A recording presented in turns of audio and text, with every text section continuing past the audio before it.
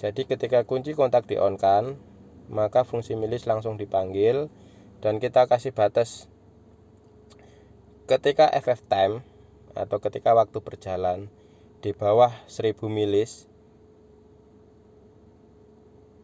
dan TP nya di bawah 2%, maka injektornya low. Artinya saat ini ketika RPM nya ini masih di bawah 2 ya, atau belum diengkol gitu ya, maka yang on hanya pompa saja, sedangkan injektor ini posisinya off. Bagaimana untuk mempermudah kalau kita starter di pagi hari?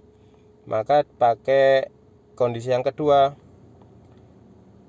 Ketika RPM nya masih di bawah 2, kemudian FF time atau waktu berjalan di bawah 1000 mili dan throttle-nya kita buka di atas 2%, maka injektornya ini akan high.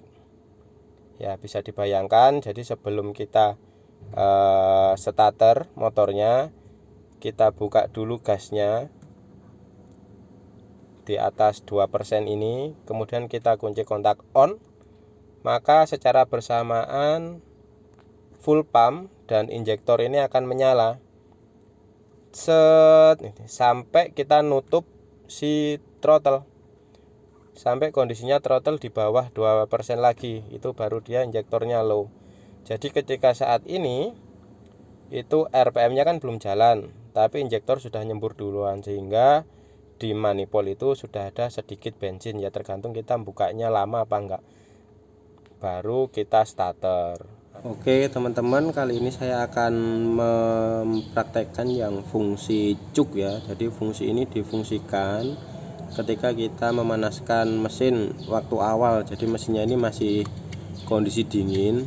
Itu kalau kita starter itu nyalanya lama. Coba ya. Itu nggak mau nyala dia. Maka bagaimana caranya ketika mesin dingin nyalanya mudah?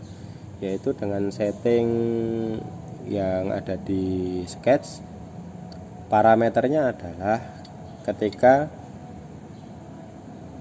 RPM nya masih 0 atau belum dinyalakan, kemudian kita buka throttle di atas 2%, kemudian kunci kontak on, kemudian kita tutup. Nah tadi kan kedengeran ada set gitu ya, itu untuk membasahi yang ada di intake manifold. Dengan posisi seperti ini kemudian kita starter, maka nyalanya akan lebih mudah.